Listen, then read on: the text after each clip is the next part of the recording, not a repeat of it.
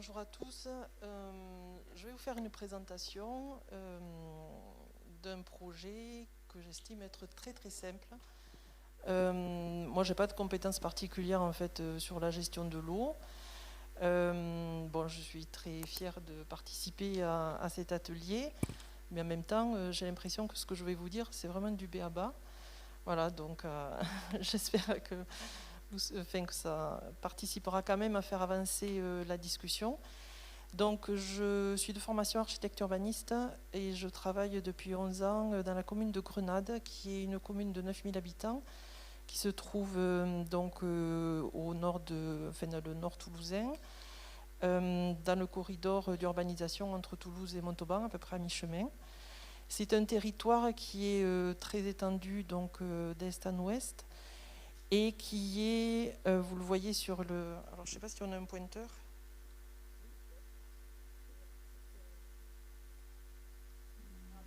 Ah oui, mais il faut que je me tourne.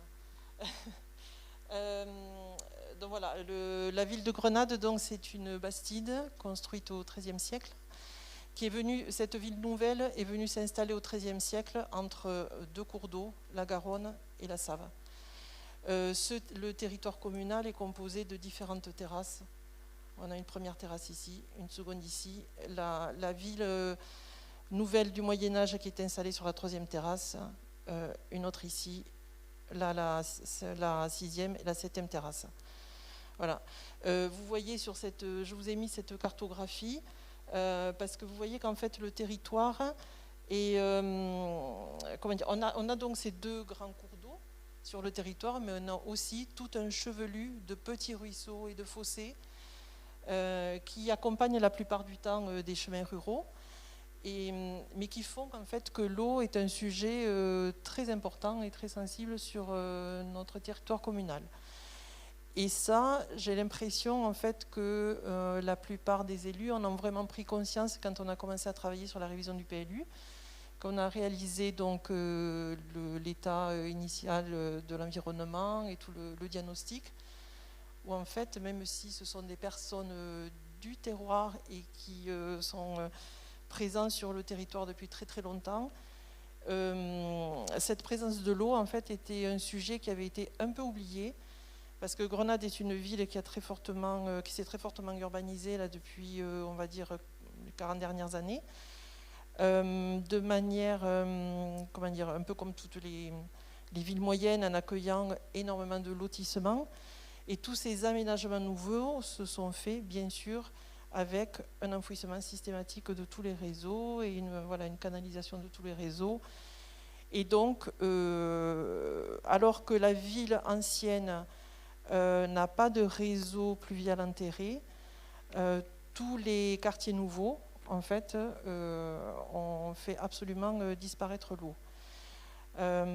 Donc, le projet dont je vais vous parler se situe ici, dans cette partie. En fait, au départ, je devais vous parler de deux projets, mais il me semblait que qu'il valait mieux passer plus de temps en fait sur ce projet qui me semble beaucoup plus riche d'informations, voilà, en termes de méthode et de résultats. Donc, je vais parler de ce projet qui se situe justement au milieu de ces nouveaux lotissements.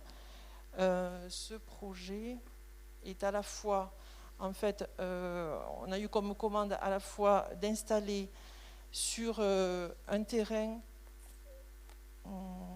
voilà. On a eu à la fois comme commande d'installer sur ce grand terrain qui était une grande parcelle agricole, qui est légèrement en pente. Là, vous avez la partie haute et ici la partie basse. Dans un quartier en fait où on a essentiellement des pavillons et ici quelques petits commerces.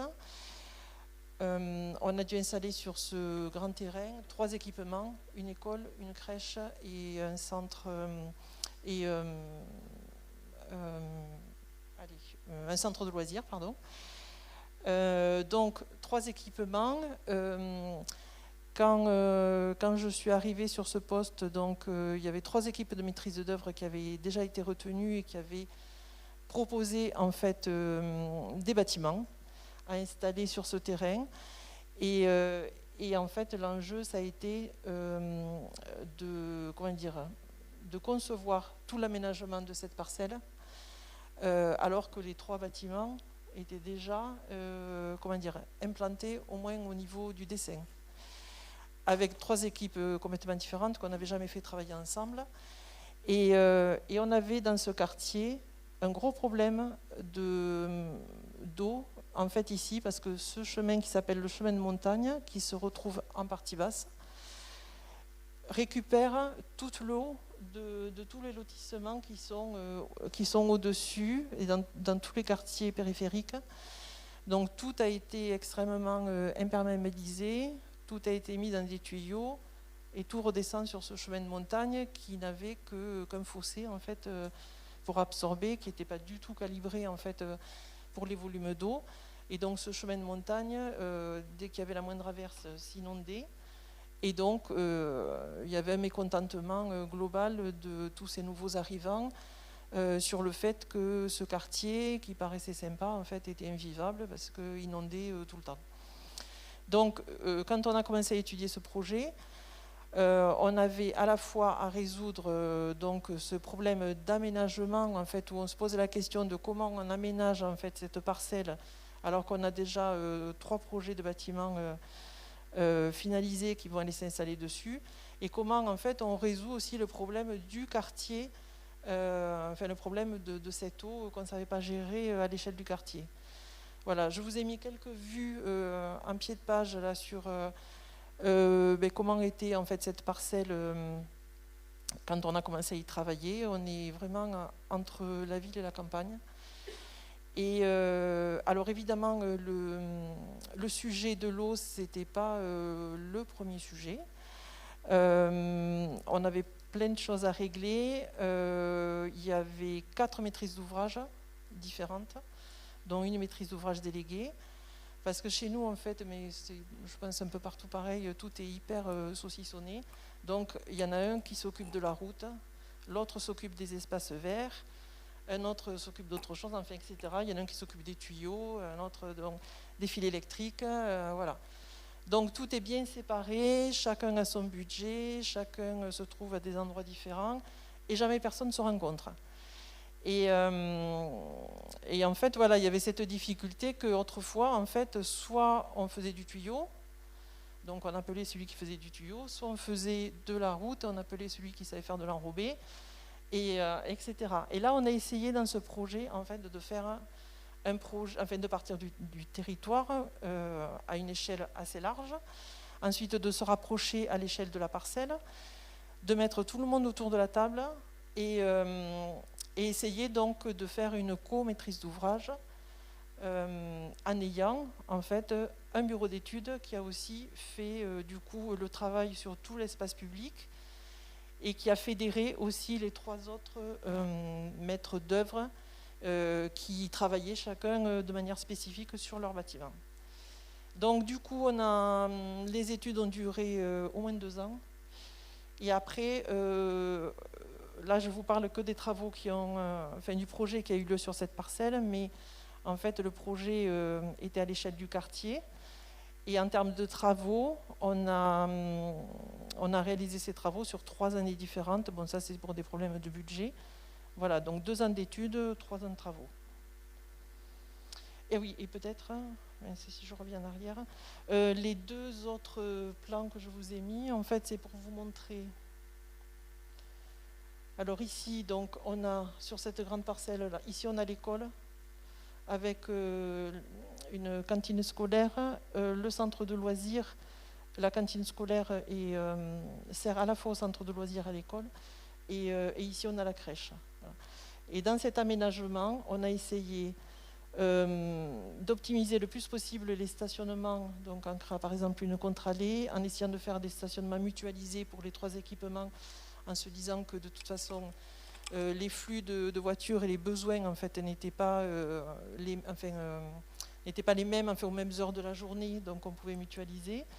Et on a surtout décidé de garder un maximum de surface donc perméable, de traiter d'essayer de récupérer en fait les eaux sur cette parcelle et d'infiltrer à la parcelle. Donc ce qu'on a fait, c'est qu'à l'échelle du quartier, comme on devait résoudre le problème de toute cette eau là qui venait de tous ces lotissements périphériques, on a réalisé donc un réseau pluvial enterré ici, là, le long du chemin de montagne, tout le long. Et on a fait ce travail-là à l'échelle de la parcelle, donc de grandes noues, de grands espaces en fait enherbés. On a travaillé donc sur un système de terrasse.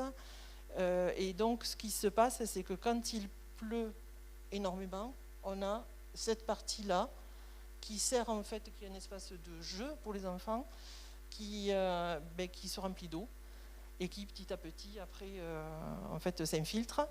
Et on a recréé des fossés, voilà, un peu partout, qui permettent en fait, évidemment, tout ça, ça a été calculé par rapport au volume d'eau, qui permettent de récupérer à la fois les eaux de toiture des bâtiments qui ont été créés et toutes les eaux de ruissellement, puisqu'on est sur un terrain, je vous disais, légèrement en pente, donc on a tenu compte de tout ça. Voilà, là on a le projet, on va dire, à l'échelle du quartier, donc voilà, qui dessert en fait tout cet espace-là. Et le projet à l'échelle et l'aménagement en fait de la parcelle. Et ici, vous voyez sur ce détail là tout le travail en fait de nous et de récupération en fait des eaux. Et on a en fait des petits ouvrages qui permettent de renvoyer sur la canalisation qui est ici uniquement le trop-plein. Notamment des bassins de rétention. En termes de revêtement, on a une grande partie en fait de revêtements qui sont en fait de la terre enherbée. On a choisi en fait au moment des études, on a fait faire des relevés pour connaître exactement les essences de plantes qui poussaient naturellement en fait sur le site. Et quand on a donc revégétalisé le site, on a mis dans notre cahier des charges le mélange de graines qu'on souhaitait pour remettre une prairie de fauche qui ressemblait le plus possible à ce que c'était précédemment. L'intérêt aussi de la prairie de fauche, c'est qu'en fait, du coup, on fauche 2 ou 3 fois dans l'année et au niveau entretien, c'est relativement simple. Et au niveau entretien, les premières années, en fait, on a été critiqué par les parents qui fréquentaient donc, la crèche ou le centre de loisirs et qui trouvaient que c'était très très dangereux pour les enfants d'avoir de l'herbe un petit peu haute. Donc du coup, au niveau de l'entretien, on demande aux espaces verts de passer plus souvent vraiment aux abords des bâtiments et des cheminements piétonniers, sur une bande de, mettons, 30 cm, et tout le reste, c'est vraiment de la prairie qu'on fauche très peu souvent. Et voilà, les cheminements, on a travaillé donc avec du stabilisé renforcé, et on a tout un espace de jeu là où on a du stabilisé libre. Alors la difficulté, quand on est vraiment en milieu urbain, c'est l'acceptation en fait de ces projets. Je me rappelle quand on a fait donc ce projet, en fait, on a fait les études en 2011 et 2012 et on a réalisé de 2013 à 2016. En 2011, on a fait une réunion publique où en fait on s'est fait incendier par les habitants du quartier, les parents d'élèves, etc. Parce qu'on ne faisait pas. Ils voulaient en fait dans cette partie-là centrale un parking de 130 places et ils ne voulaient surtout pas d'eau en surface. Ils en avaient assez là, des quelques fossés qu'ils avaient dans le quartier, donc ils ne voulaient surtout pas d'eau en surface. On a été accusés de vouloir les envahir de moustiques, enfin, etc. Et voilà. Et en fait, les gens, d'une manière générale, demandent enfin du moins chez nous, mais je pense que c'est un peu partout pareil, que les espaces publics soient propres. Mais dans propre, ça veut dire qu'il faut que ça soit tondu à ras. Il faut rien voir en surface. En fait, il faut pas voir d'eau. Parce que tout est inquiétant en fait. À partir du moment, je sais que quand on a créé les fossés, on a eu mais vraiment beaucoup de conflits avec les riverains qui nous accusaient de vouloir les inonder, enfin, etc. Donc c'est très compliqué et j'estime qu'il faut beaucoup de courage en fait aux élus pour tenir jusqu'au bout d'un projet aussi long. Et il faut avoir le courage en fait parfois de faire le dos rond et de se dire qu'après, une fois que c'est réalisé et qu'on voit que ça fonctionne, parce que cet espace central là, qui se remplit d'eau 2 fois dans l'année quand on a un gros orage, le reste du temps c'est un espace de jeu. Donc il y a tous les gamins du quartier qui s'amusent, enfin voilà, c'est vraiment super agréable parce que ce qu'on voulait aussi, c'est avoir un aménagement qui soit un aménagement paysager. Et on ne voulait pas, parce que sur la commune, on a bien sûr des retenues d'eau, grillagées, etc., dans des lotissements. Et ça, on ne voulait pas du tout. Donc, même si, en fait, moi, je considère que ce qu'on a fait, en fait, c'est vraiment très simple et c'est un peu le b.a.-ba. À l'échelle de la ville, ça a été un peu révolutionnaire. Et c'est vrai que ça a remué... on a eu beaucoup de critiques. Et aujourd'hui, comme tout ça en fait fonctionne bien, c'est vraiment quelque chose qu'on essaye de reproduire, voilà. Et enfin, on tire des enseignements de ça et on essaye effectivement. Et on travaille du coup maintenant avec le syndicat de l'eau et de l'assainissement sur un schéma directeur de l'assainissement et des eaux pluviales. Dans ce schéma directeur, ce qu'on souhaite, c'est avoir vraiment une connaissance beaucoup plus fine de tous les fossés, tous les ruisseaux, parce qu'on n'avait absolument rien comme information. Et on travaille aussi sur un règlement de la gestion de l'eau pour après pouvoir verser ce document dans le PLU. Là, je vous ai mis des photos. En haut, le terrain tel qu'il était au départ. Là, les premières années de réalisation, avec ça, c'est notre bassin d'orage. Et là, ensuite, avec la végétation qui se développe petit à petit. Là, vous voyez le système en fait de terrasses successives, parce qu'on souhaitait vraiment avoir ce système de réservoir d'eau avec différents niveaux, et ça se remplit quand il pleut. Enfin, quand il pleut peu, en fait. Il y en a un qui se remplit, et puis voilà, successivement, il y en a d'autres qui se remplissent plus l'orage est fort. Mais on voulait que tout le reste du temps, ce soit des espaces qui soient hyper faciles à utiliser par les personnes. Voilà, donc là, on voit sur cette photo ces espaces-là, qui sont des espaces de jeu. Là, voilà, la végétation, volontairement, on ne taille pas trop. Madame Cambra, je vous demandais juste si vous pouvez conclure rapidement pour que vous puissiez avoir des questions aussi. Merci beaucoup. Voilà, je crois que je suis à la conclusion. Non, oui, c'est ça.